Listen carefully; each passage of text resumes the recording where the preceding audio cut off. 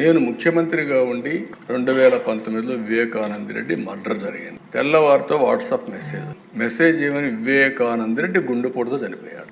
Election season, నేను కూడా గుండెపోటు అనుకున్నాను. జనరల్ గా నాకు ఎప్పుడు ఏ ఆలోచన వచ్చినా, ఏ మెసేజ్ వచ్చినా మళ్ళా నేను స్టడీ చేస్తా ఉంటాను. అలాంటిది నేను కూడా ఎలక్షన్ లో ఉండి క్యారీ అయ్యాను. నాకు ఒక సీఎంఓ ఉంది, ఒక ఇంటెలిజెన్స్ ఉంది, ఒక డీజీపీ ఉన్నాడు, మా చంద్రరాజు మంత్రి, అప్పుడు అందరం ఉన్నాం. అర్థం కాలేదు, నిజం అనుకున్నాం, నమ్మాం. అంటే నేరస్తులు ఏ విధంగా ట్రాప్ లో పెడతారనేదానికి ఇది ఒక ఉదాహరణ. దిశ అంతవరకే చెప్తున్నాను నేను ఈరోజు. అది అయిన తర్వాత మధ్యాహ్నాలకి బిల్డప్ అయింది. సునీత గారు అడిగారు దీన్ని పోస్ట్ మార్టం చేయాలని.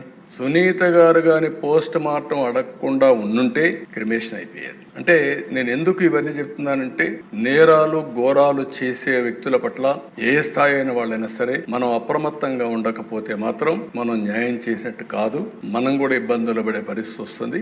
ఆ తర్వాత సాయంత్రానికి దిశ ఎప్పుడైతే పోస్ట్ మార్టం చేశారో, ఏ టీవీలో అయితే గుండెపోటని చెప్పారో వాళ్లే సాయంత్రానికి మాట మార్చేసి ఇంతవరకు మా తండ్రి చనిపోయాడు, ఇప్పుడు తండ్రి లేని బిడ్డే కాకుండా చిన్నాన్న ఉంటే ఆ పెద్ద దిక్కు కూడా లేకుండా పోయిందని చెప్తే ప్రజలు నమ్మించే పరిస్థితికి వచ్చారు.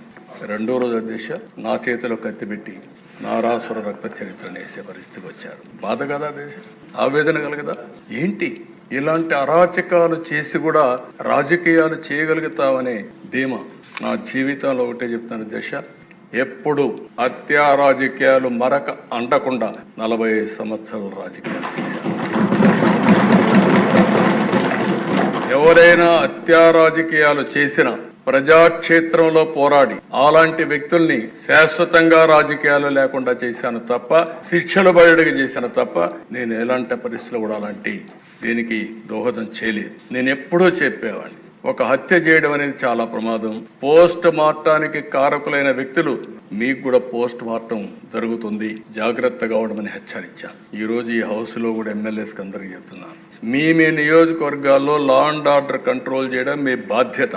లా అండ్ ఆర్డర్ ని మనం గాని విస్మరిస్తే ప్రజల్లో అశాంతి వస్తే కరెక్ట్ కాదు. ఇంకొక విషయం కూడా చెప్తున్నాను, రాజకీయ ముసుగులో నేరాలు ఘోరాలు చేసి ఎదురుదాడి చేసి తప్పించుకుంటా ఉంటే ఈ ప్రభుత్వంలో సాగనివ్వనని మరొక్కసారి చాలా స్పష్టంగా